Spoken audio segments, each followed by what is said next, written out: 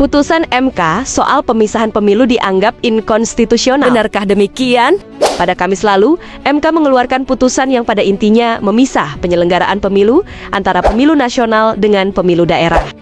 Jadi nantinya tidak lagi serentak, tapi ada jeda waktu paling singkat 2 tahun, atau paling lama 2 tahun, 6 bulan. Artinya, jika pemilu nasional terdekat digelar 2029, maka pemilu daerah diselenggarakan minimal 2031. Dapat dikatakan, anggota DPRD yang sekarang akan menjabat 7-8 tahun terhitung sejak 2024.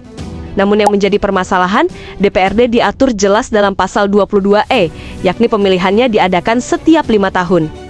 Oleh karenanya, skema yang ditetapkan MK dianggap inkonstitusional dalam hal perpanjangan masa jabatan DPRD.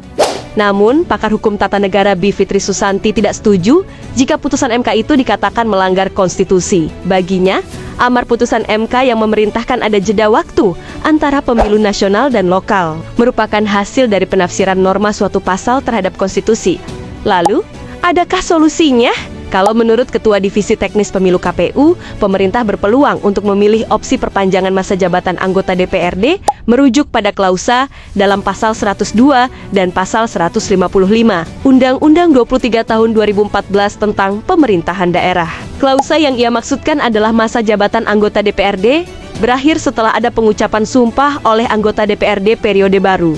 Sebaliknya, pakar HTNFH Universitas Brawijaya berpendapat masa jabatan kepala daerah maupun anggota DPRD tetap tidak bisa diperpanjang begitu saja, karena undang-undang telah menetapkan masa jabatan keduanya selama 5 tahun.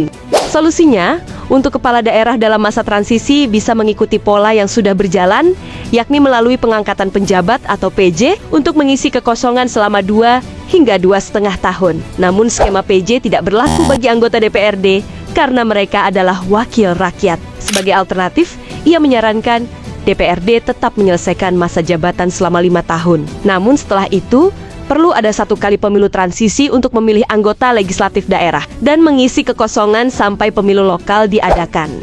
Ketua DPR RI mengatakan bahwa putusan MK ini masih dalam pengkajian dan akan disikapi bersama oleh para fraksi partai politik di DPR RI. Bagaimana menurutmu? Tuliskan di kolom komentar.